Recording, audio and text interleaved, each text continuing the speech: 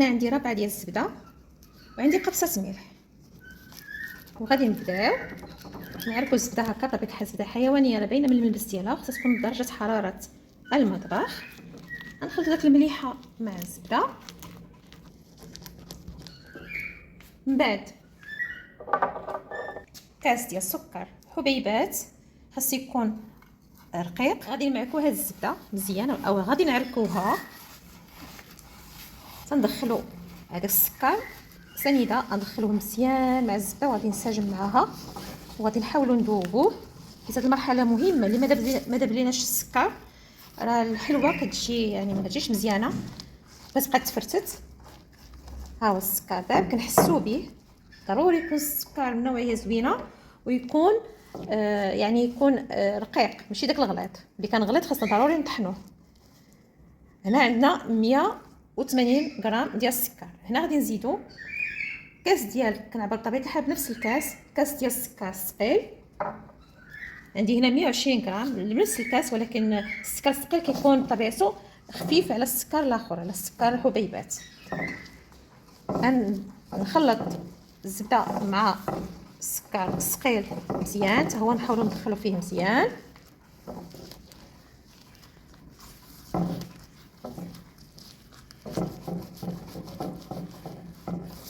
ايوا ولات عندي بوماد. بطبيعه الحال اللي ساعدني في هذا الشيء ان الزبده كانت عندي لينه، يعني كنت جبدها من الثلاجه وعندي لينه، كنأكد عليها خصها تكون زبده حيوانيه باش كتجي هاد الحلوه لذيذه بزاف. ناخذ كاس ديال الزيت، بطبيعه الحال ما نحاولش نعمرو حتى الفم لان هذا كيهز اكثر من كاس ديال العنبه. غادي نضيفو على الزبده وغادي نخلط مزيان. هاد الحلوه كتعطي كميه كثيره بزاف وكتجي لذيذه، خصوصا اللي كانت الزبده من اصل الحيواني، كتجي بنينه بزاف. بطبيعه الحال كلشي كيعرف ان الزبده الحيوانيه كتخرج الحلوه لذيذه.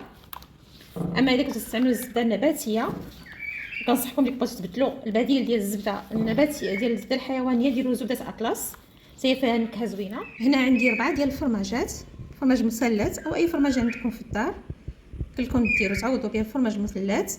حتى هو غادي نضيفو، حتى هو كيعطي نكهه زوينه ومميزه لهاد الحلوه. غنضيفو على الزبده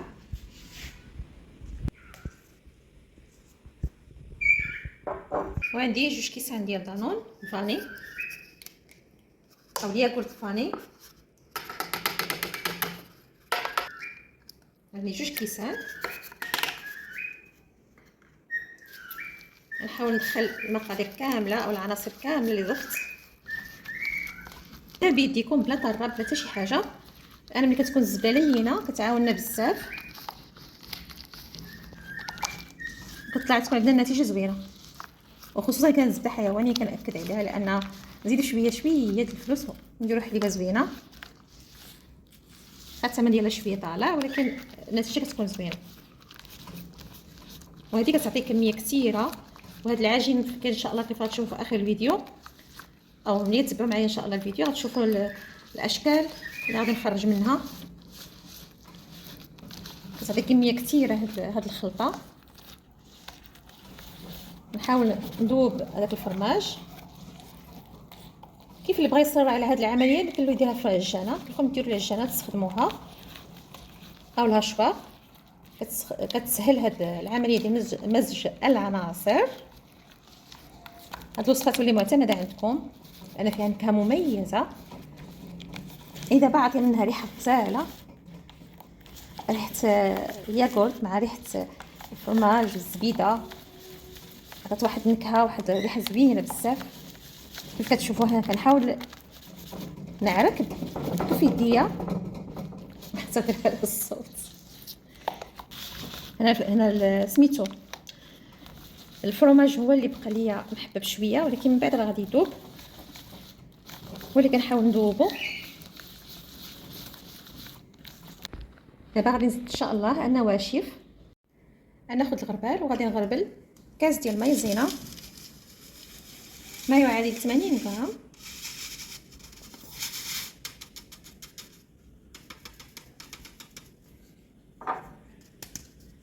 غادي نضيف الدقيق انا عندي كيلو ديال الدقيق. غادي نشوف شحال بقى لي في التالي، واش ندخل كيلو ولا لا كامل. هي عاده كيبقى لي كاس ديال الدقيق دائما ملي كندير هاد الوصفه. انا غادي نضيف شويه بشويه. خاصني في الاول نخلي العجينه رطيبه حيت غنقسمها باش نبقى نزيد النكهات، وفي التالي عاد نزيد الدقيق باش نحصل القوام اللي انا بغيت. نزيد الدقيق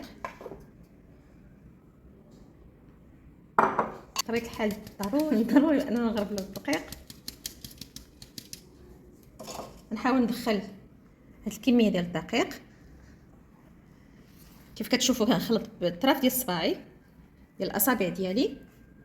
كنحاولوش نعركوا العجينه، حيت اللي عركناها غتاخذ لنا كميه كثيره ديال الدقيق. بطبيعه الحال نديروا الحليبه غادي تجينا قاصحه ولا غادي تفرست لينا. المهم القوام ديالها غادي يتبدل. المهم ضروري خصنا نضيفوا الدقيق بهذه الطريقه كيف كتشوفوا، يعني بالطرف ديال صباعاتنا. ما نخدموش نهائيا كف يدينا حيت هنا ما كنعرفوش. هذا ماشي خبز، يعني الكف ديال اليد دائما كنقولها، دائما كنستخدموه فقط باش نعركوا العجينه. لا غنستعملوها للمسمن ولا الخبز ولا الكريسات ولا يعني. اما الحلوى كنخدموا فقط اطراف الاصابع ديالنا. انا مازال غنزيد الدقيق، نبقى نضيف الدقيق شويه بشويه وانا كنجمع. كيف قلت غنبقى نزيد الدقيق شويه بشويه. بطبيعه الحال ضروري شي حد يعاونكم. انا كتبان لكم اليد الثالثه هي اللي شاده لي الغريبل.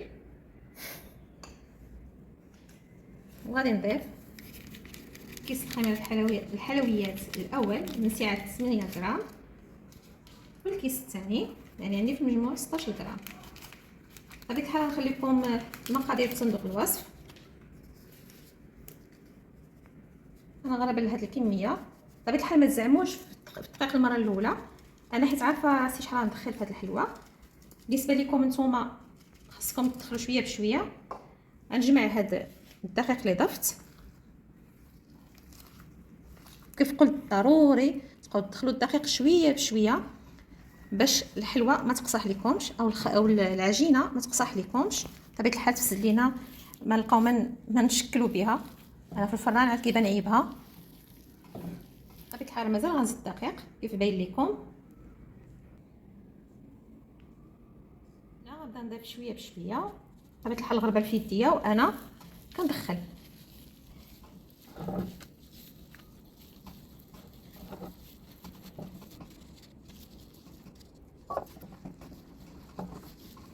مازال كندخل غير بطرف صباعي.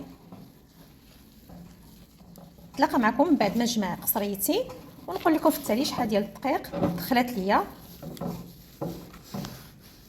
هاد الحلوه او هاد المقادير.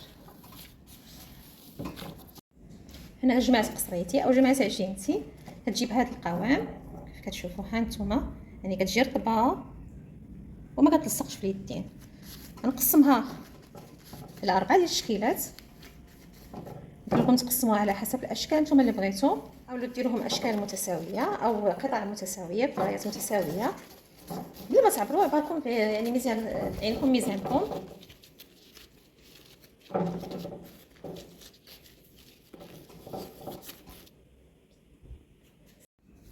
غناخذ الكره الاولى.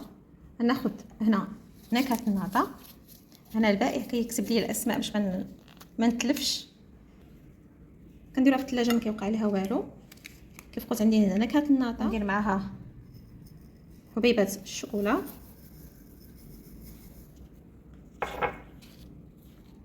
الكره الثانيه عندي معلقه كبيره الكاكاو بطبيعه الحال يكون نوعيه جيده. خذ نكهه البسكوي. الكره الثالثه ندير مع النكهه ديال البسكوي 2 معالق كبار ديال الكوك. كتجي بحال صابلي، بحال داك البسكويت صابلي. والكره الرابعه غناخذ نكهه ديال الفرامبواز. الريحه غزاله طالعه، يا سلام يا سلام.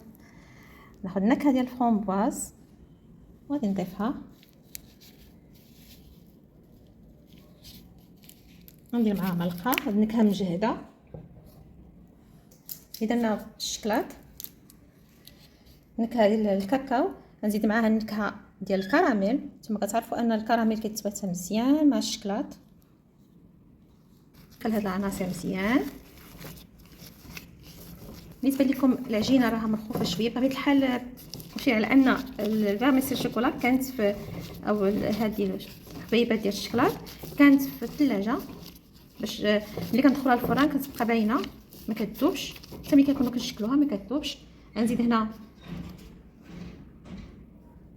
واحد المعلقه ديال الدقيق.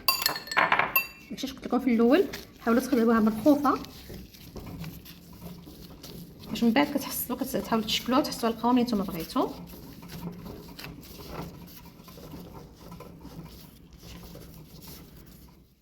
الكره الثانيه اللي فيها الكوك، طريقه حل الكوك خصو يكون ميدن، يكون فيه ريحه زوينه، ما كيكونش مبسين. هذاك اللي كيكون يابس هذا كيكون يتزين الحلويات ويكونوا محيدين منه الزيت ديالو، يعني كيصلح للتزيين. اما هذا هو اللي كيصلح كدير الحلوى، اولا كتكون فيه نكهه زوينه مركزه حيت كيكون مازال محافظ على الزيت ديالو اللي فيه، وكيعطي نتيجه زوينه. يعني دائما بغيتو تاخذوا الكوك من عند السيد اللي كيبيع الكوك او البلاصه اللي كتشريو منها الكوك، خاصكم ضروري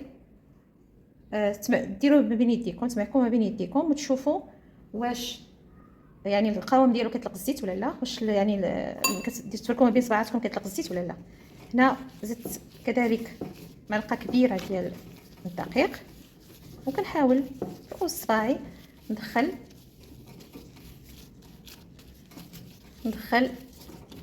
العناصر اللي ضفت الكوك، داك النكهه اللي ضفت النكهه ديال البسكوي.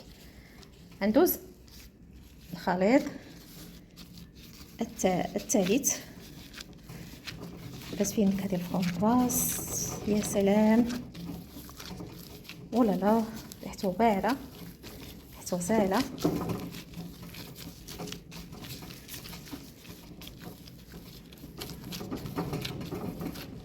نحاول نضيف معلقه كذلك كبيره ديال الدقيق وندخلو في رؤوس الاصابع ديالي.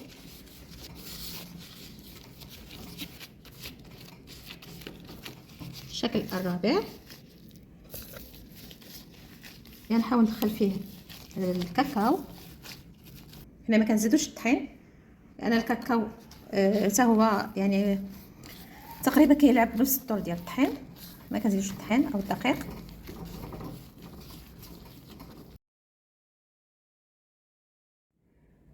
هادو هما الاشكال اللي حصلت عليهم، كل وحده بالنكهات ديالها. ناخذ النكهه الاولى اللي كان فيرميسيل حتى على جوج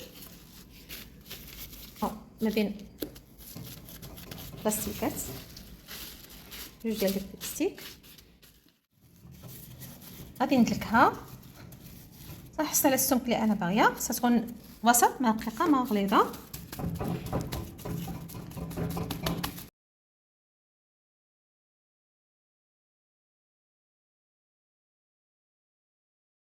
عندي هاد الطابع هو اللي غادي نطبع به. خصني ضروري ندوزو في الدقيق وندير وحده وحده باش نطبع، باش نكملهم ان شاء الله. خصها تكون مغليظه ما رقيقه كيف قلت، وهي راه كنصفر الفران.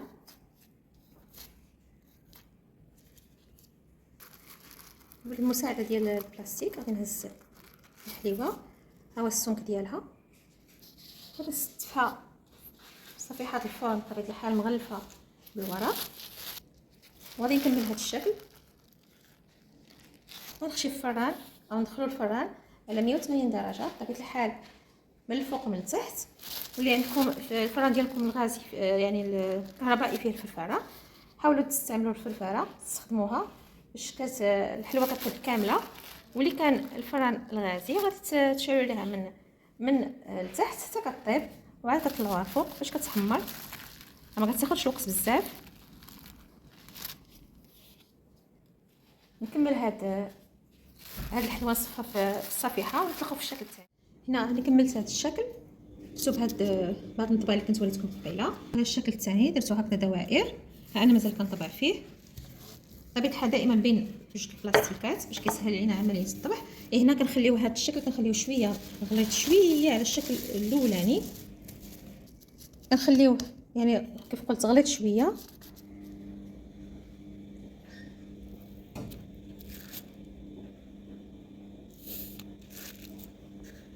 يعني هذا الشكل هكذا. كنكمل وان شاء الله نصور لكم الشكل الثالث والرابع. الثالث اللي بالنكهه ديال الكوك ونكهه البسكوي غنديرو بهذا الشكل القليب، وغنزينو ان شاء الله. تلاقاو معايا شفتوا في طريقه كيفاش نزينو من بعد الصنف ديالها صبايعه مرطحين. صافي غنكمل العجينه ديال هذا الشكل الثالث، وبقى لي شكل واحد حتى هو نطبعوا لكم الطابع باش تبعتو، ويبقى تزيين ان شاء الله. غادي نشاركو معكم في الاخر.